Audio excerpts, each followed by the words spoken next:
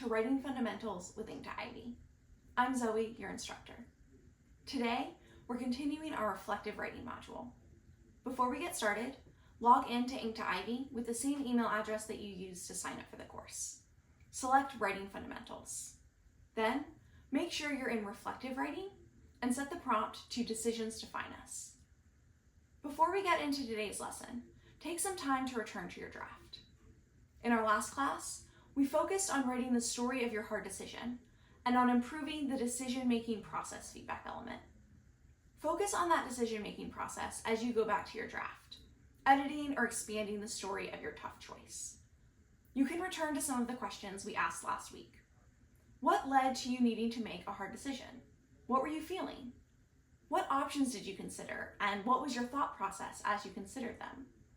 What strategies did you use to make your choice, like asking for advice, making a pros and cons list, or imagining possible outcomes?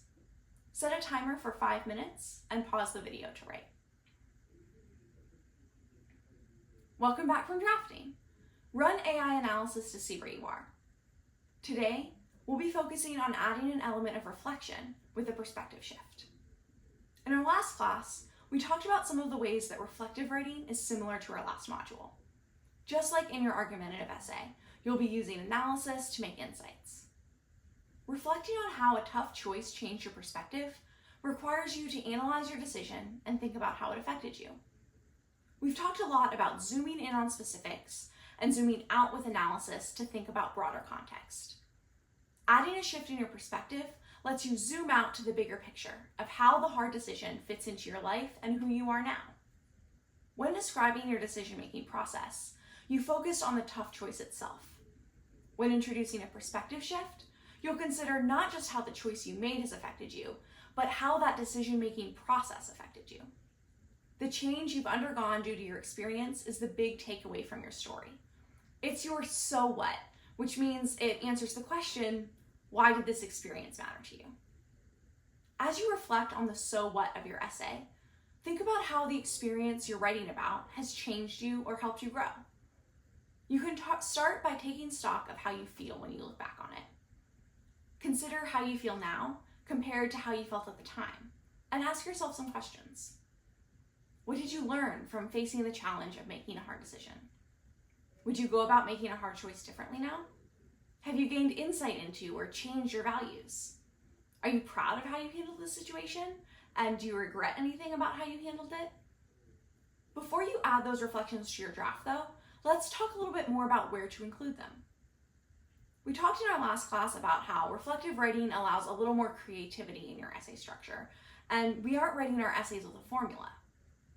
And we talked about a couple of models you can use to structure your essay, like an argumentative essay or like a narrative essay. If you structure your reflection like your argumentative essay, you'll introduce your main point and then move back and forth between your story, like your anecdotal evidence, and your reflection, like your analysis, before returning to and expanding on your main point. If you choose this option, the so what of your perspective shift will be like your thesis statement. You can introduce your shift in perspective at the start of your essay as your main point. You can add an introduction that explains that you shifted your perspective on something, then go into the story of your decision-making process in your body paragraphs, zooming in on the memory of the process, and back out again to analyze how it changed your perspective, like in your argument.